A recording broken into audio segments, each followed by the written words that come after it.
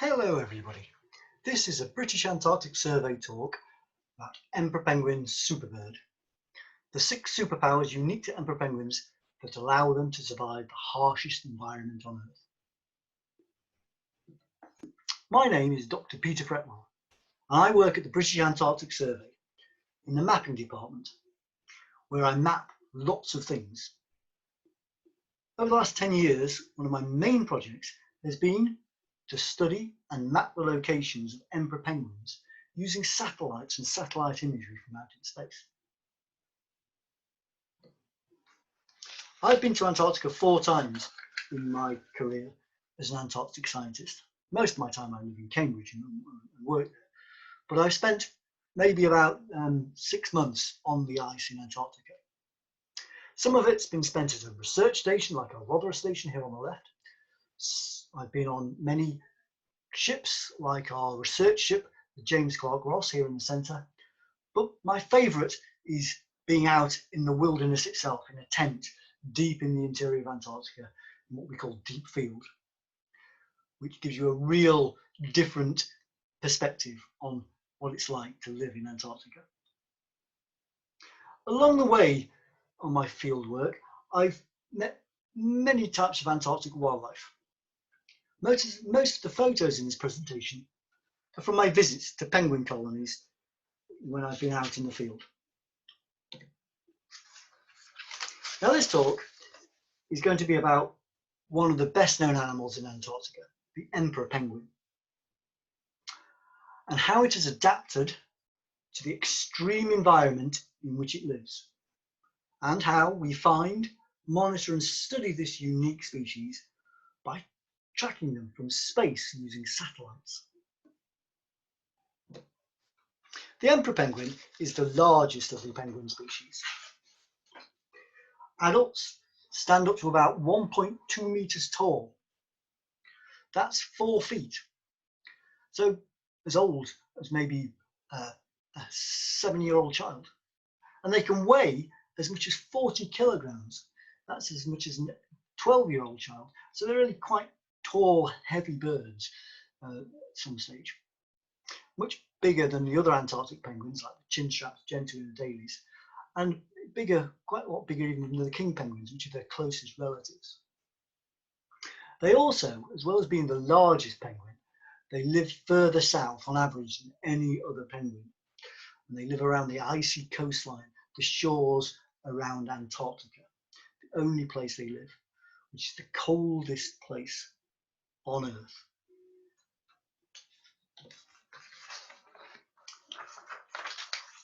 Unlike most animals, the emperor penguins have their babies in the winter. Now, winter in Antarctica is cold. Whoa. You'd think that if you're going to go to the coldest place on Earth, you'd at least go there in the summer when it's warmer. But emperor penguins, they spend most of their time there in the winter when it's even colder. It can get down to minus 50 or minus 60 degrees below freezing. It's very windy there, and in Antarctica in the winter, it's dark all day and all night for 24 hours. The emperor penguin is the only animal that can withstand this extreme environment.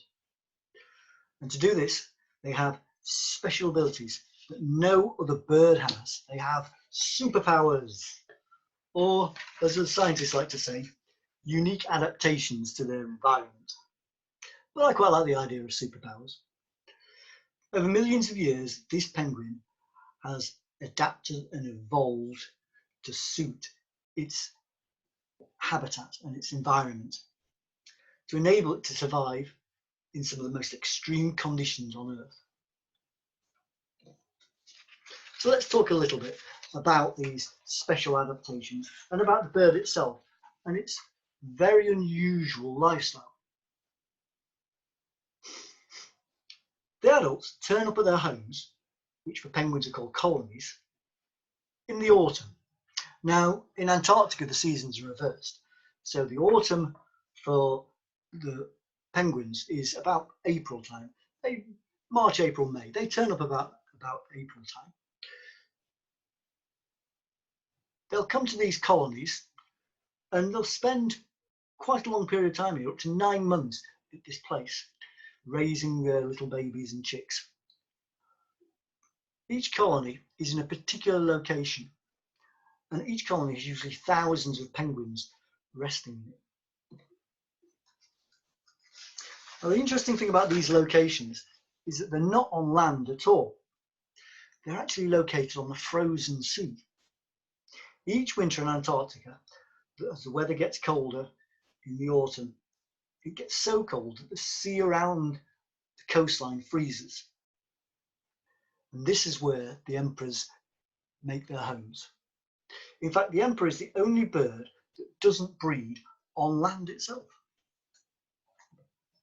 Here's a little video showing the sea ice around Antarctica. The black area in the middle is Antarctica, and the white and blue is the ice, the frozen sea. As you can see, as we come through autumn in Antarctica, which is April, May, the sea ice starts to grow and expand out over the worst part of the winter, which is July and August. Until by September, it's at a maximum. It's approximately double the size of the continent. And then as spring occurs in November and December, the sea ice starts to retreat again until by January or February time, middle of the summer, it's at a minimum. And then there's very little sea ice left before it starts to grow out again. So this seasonal change of the sea ice expands the size of the continent. And it's this sea ice on which the emperor penguins live.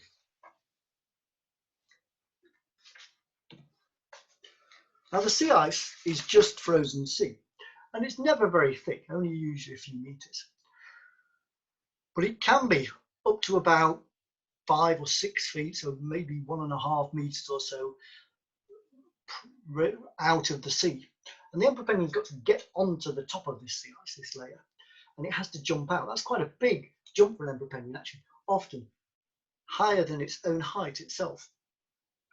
Well, how does it do this? Does it fly? Well, no penguins can fly. Penguins are flightless birds. It has to have a different strategy to leap out of the water this high. And this is where we come to our first superpower. The emperor penguin is jet propelled. Yeah, I kid you not, it really is jet propelled. It has the ability to trap air bubbles in its feathers. This bird got some very interesting feathers, and it can trap air in its feathers. And when they need to go really fast, either to leap out of the water or to avoid predators, the birds can squeeze their feathers and push out all the bubbles, which gives them an extra boost of speed. And that allows them to leap really high out of the water or to get away from that leopard seal or killer whale that's chasing them at any time. So the emperor penguin is jet propelled. Amazing, eh? This is a little video clip. If you watch closer, you'll see the emperor penguin with a trail of bubbles behind it. Whoosh, there it goes. It squeezes out and jumps high. Here comes another one. Splash. Jumps out onto the ice. Now, when the emperor penguin gets on the ice, it has to march across this flat wilderness to its colony, its home. This march, sometimes it can be a march, sometimes they can toboggan on their bellies, but it can be many, many kilometers, up to 40 kilometers sometimes, from the edge of the ice to the locations where they live.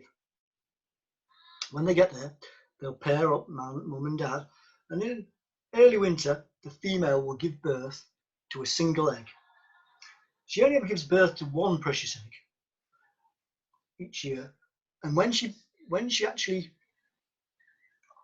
gives birth to it, she passes it over to dad, who keeps it warm in a special pouch above his feet.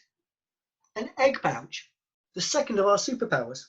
The emperor penguin is the only bird to have an egg pouch. Now, mammals like marsupials, that's kangaroos, and other birds like, other mammals like that have a pouch, but no other bird has a pouch. This special pouch is just above the male's feet. You can see it here. Here's the egg, there are its feet, and it's got a special flap of skin close to its body, which keeps the egg warm. So an egg pouch is our second superpower that the emperor penguin has. Otherwise, if the emperor penguin didn't have this little pouch, the egg would freeze in the cold weather. Now, when mum's given birth to the egg, she will leave the colony. She'll leave Dad and go back to the ocean. The father now will be alone with the egg, and he has to survive the terrible Antarctic winter on the sea ice, keep that precious egg safe and warm just above his feet. But actually he's not alone, because he'll have thousands of other dads to keep him company. Now this period is the worst of the Antarctic winter. We're talking here June, July, August time, when the weather is at its worst. It's totally dark all day and all night. The sun never rises above the horizon. Temperatures can get down as low as -60 at the colony, so cold that water would freeze instantaneously, and the wind can blow across the ice like a hurricane. This would be deadly for us, but the emperor penguin has two special abilities that allow it to weather the conditions. Two special superpowers. The first is super dense feathers. The emperor penguin has the densest feathers of any bird in the world. In fact, it has 3 different layers of feathers, very fine ones, middle-sized ones, and larger ones. It's got so many feathers that there are about 100 feathers in each square inch. That's 15 feathers per centimetre on its skin. Here you can see a close-up of these little tiny feathers. They're actually quite deep. And a combination of these really, really dense feathers, very thick feathers, and thick skin, and a layer of fatty blubber underneath the skin keep the penguin really warm over those cold temperatures. But even this isn't enough to keep it through the harsh winter. The emperor penguin has another ability, the huddle. The famous huddle of the emperor penguins. A huddle is when everybody gets together and has a joint communal cuddle together, so that the dads will get together, especially when it's cold and windy and stormy, and they will all huddle together to keep warm, keeping their body heat, not letting it escape between them. Now these huddles can be huge. There can be thousands of penguins in each huddle. And in the middle of the huddle, it can get really warm as a warm room in your house. That's much too warm for an emperor penguin who likes it rather cold because he lives in Antarctica. So when he gets too hot, he moves to the edge. On the other hand, the ones at the edge where it's really cold, they'll get too cold quite quickly. So they move to the middle. And then when they get too hot again, they move to the edge. So the huddles are constantly moving about as the ones at the edge move to the centre and the ones at the centre move to the edge. This way, they can keep their own temperature, their own body temperature in balance over the worst of the period. Now, an interesting fact about this is that the penguins on the edge of the huddle, which are facing into the wind, get cold before those at the back of the huddle, which are sheltered from the wind. So those ones move into the centre faster than the ones sheltered. And that means that over time, the whole huddle moves slowly downwind, leaving a strange brown stain behind it. We'll come on to this brown stain later in our presentation. Our next superpower is fasting. Now that the dads are looking after the egg, they can't go out to sea to hunt for food and to eat. So they have to go without food. This is a process called fasting when you go without food. And emperor penguins have to do it for a long time. They have to go without food for 3 months. They actually eat the snow around them to keep to drink. They eat the snow, but they don't get any food at all for up to 3 months. Not until the mum returns and starts to look after the little chicks. This long period without any food is one of the longest of any large animal. The male emperor penguins during this period can lose half its body weight, dropping from 40 kilograms down to 20 kilograms. Eventually, in mid-August, towards the end of the winter, the egg hatches and a scrawny little chick is born. Hopefully, if all goes to plan, mum penguin will turn up soon afterwards to give the chick its first proper meal. Regurgitated fish. Yuck, well, it sounds yucky to us, but for the little chick, it's perfect, just what he wants. Highly nutritious. the chick will put on weight quickly over the next few weeks. As Mum and Dad take it in turn to go out and fish in the Southern Ocean for him. And after a month or two, he'll look like a lovely little bundle of fluff, just like this one. This picture is one of mine. It was taken in October. So this is probably about 2 months old, this chick now. And you can see he's a fat little fellow. And he looks much cuter than they do if they were just out of the egg. By October or November time, the chicks are big enough to start to look after themselves. Both Mum and Dad can then go off to forage and to get food in the Southern Ocean. Find the chicks, leaving the chicks at home.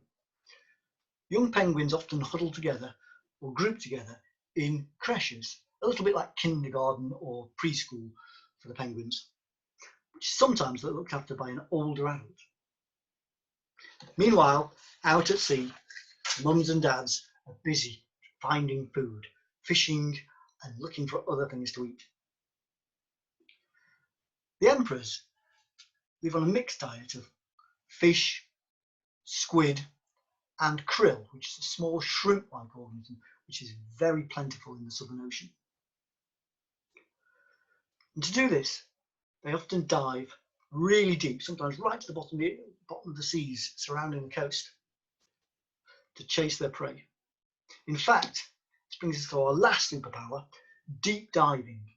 The emperor penguin can dive deeper than any other bird on Earth. If you think about a duck, well, that can't dive very deep. Birds that we might know from our coastline, like gannets and cormorants, they can dive down a little bit. And Gentoo penguins can dive down as much as 200 meters. The deepest diving flying bird, a mure, can dive down over 200 meters. But the emperor penguin can dive down an incredible 550 meters. That's 1,800 feet. 6 times the height of Big Ben. Almost twice the height of the Eiffel Tower. A massive dive deep into the ocean to look for these little fish and krill.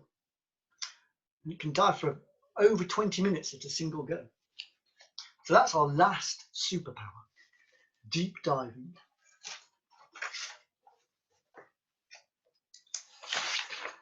So with all these unique abilities, the emperor penguin really is adapted to one of the harshest environments on Earth, a real super bird. But like all superheroes, the emperor penguin has an arch enemy. And the arch enemy of this bird is climate change. You see, the sea ice on which the birds live is going to be the first things that starts to go when the Antarctic warms up over the next few decades. And if the sea ice goes, we lose almost all the colonies of emperor penguins. You see, if the sea ice melts too soon, those little fluffy chicks will die. It's harsh, but true. You see, their little fluffy feathers aren't waterproof. So if there's no ice underneath them and they fall into the water, they will freeze to death or drown. And with no chicks, over time, the colonies will get smaller and smaller until there are no colonies of emperor penguins left. Scientists are not sure if this is actually going to happen to all the colonies around Antarctica or which ones are more vulnerable. We'd like to know. We'd like to be able to understand and to predict how bad it's going to get for emperor penguins. But there's a problem. The problem with studying emperor penguins is that they breed and live in some of the most remote places and some of the harshest conditions on Earth. How do you study something that you can't get to visit because it's too cold and it's too hard for humans to get to? In fact, up until about 10 years ago, we hadn't even found half of the colonies of emperor penguins, and we had hardly visited any of them. The answer to this problem for scientists was satellites. We now use satellites out in space to monitor, to track and to study emperor penguins.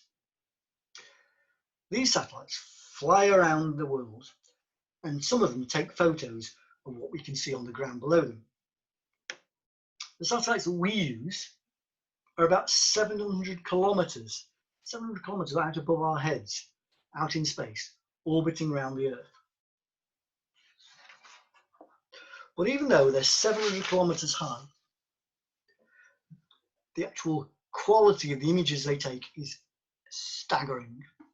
Here's a satellite image of an emperor penguin colony, and you can actually see every penguin virtually on this image. All of these little black dots are penguins. So this is a photo taken from 700 kilometers up, but I can still see every little penguin.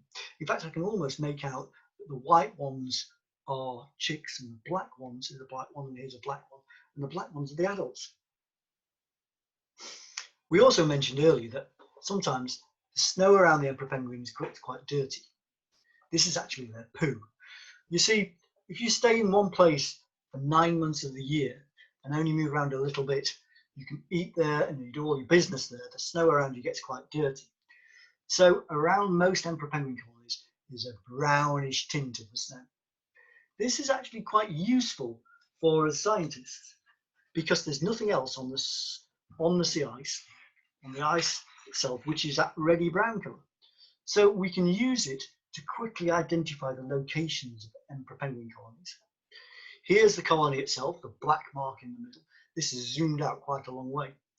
And here's the red stain, the telltale stain that marks it out as an emperor penguin colony.